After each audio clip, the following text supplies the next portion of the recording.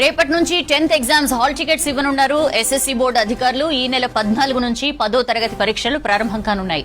తొలిసారిగా వాట్సాప్ ద్వారా 10th exams hall tickets ఇవ్వనున్నారు. 8096958096 వాట్సాప్ నెంబర్ కు రిజిస్ట్రేషన్ మొబైల్ నుంచి హాయ్ అని మెసేజ్ పెడితే నేరుగా హాల్ టికెట్ సెండ్ చేయనుంది 10th బోర్డు. రాష్ట్ర వ్యాప్తంగా మొత్తం 5,23,000 మంది విద్యార్థులు పరీక్షలు రాయనున్నారు. మొత్తం 2,676 పరీక్షా కేంద్రాలు ఏర్పాటు చేశారు. ఉదయం 9:30 నుంచి 12:30 వరకు ఎగ్జామ్స్ జరుగుతాయి. ఏప్రిల్ 16 వరకు ఈ పరీక్షలు కొనసాగనున్నాయి. 10th ఎగ్జామ్స్ వేళ పరీక్షా కేంద్రాల దగ్గర కట్టుదిట్టమైన భద్రత ఏర్పాటు చేయనున్నారు అధికారులు. ఇటు ఆర్టీసీ కూడా 10th పరీక్షల వేళ ప్రత్యేక బస్సులు నడపనుంది. డీటెయిల్స్ తెలుసుకుందాం. విజయ్ మనతో ఫోన్ లైన్ లో జాయిన్ అవుతున్నారు. విజయ్, రేపటి నుంచి 10th హాల్ టికెట్స్ అందుబాటులో ఉంచబోతున్నట్లు తెలుస్తోంది. ఏంటి ఇన్ఫర్మేషన్?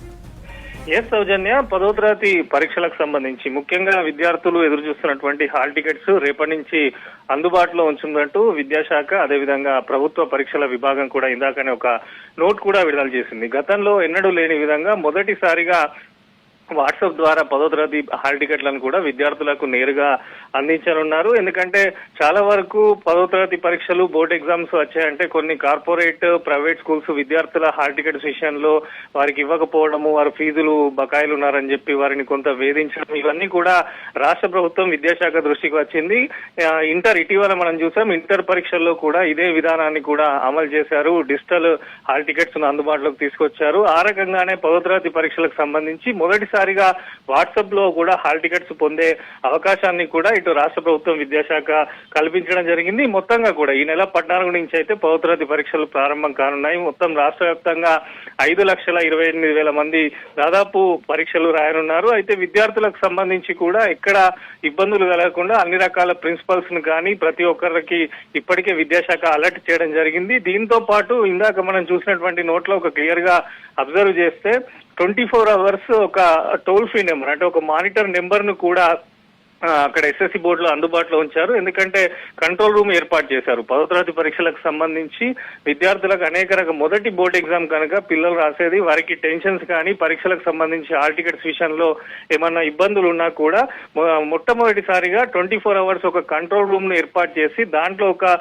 టోల్ ఫ్రీ నెంబర్ ను కూడా అందుబాటులో ఉంచారు. పిల్లలకు సంబంధించి ఏ డౌట్ ఉన్నా కూడా ఆ నెంబర్ కు ఫోన్ చేయాలని చెప్పి కూడా పేర్కొనడం జరిగింది. ఇక పరీక్షలకు సంబంధించి 14వ తేదీ నుంచి స్టార్ట్ అవుతున్నాయి కనుక ఉదయం 9:30 నుంచి మధ్యాహ్నం 12:30 వరకు పరీక్షలు జరగనున్నాయి. కాకపోతే గతంతో పోలిస్తే ఈసారి పరీక్షల డ్యూరేషన్ సంబంధించి మొత్తంగా కూడా 34 రోజుల పాటు 10వ తరగతి పరీక్షలు అయితే జరగనున్నట్టు అధికారులు స్పష్టం చేశారు. విద్యార్థుల కన్వీనియంట్ దృష్టిలో ఉంచుకొని ఈ నిర్ణయం తీసుకున్నట్టు కూడా విద్యాశాఖ వర్గాలు చెప్తున్నాయి. మార్చి 14 నుంచి ఏప్రిల్ 16 వరకు 10వ తరగతి పరీక్షలు అయితే జరగనున్నాయి. ఇప్పటికే దీనికి సంబంధించి ఇటు సిఎస్ కానీ ఉన్నతాధికారులు, కలెక్టర్లు కూడా ప్రతి ఒక్కరు కూడా వీడియో కాన్ఫరెన్స్ నిర్వహించారు. రాష్ట్ర ప్రభుత్వం కూడా అన్ని రకాల జాగ్రత్తలు తీసుకుంటుంది.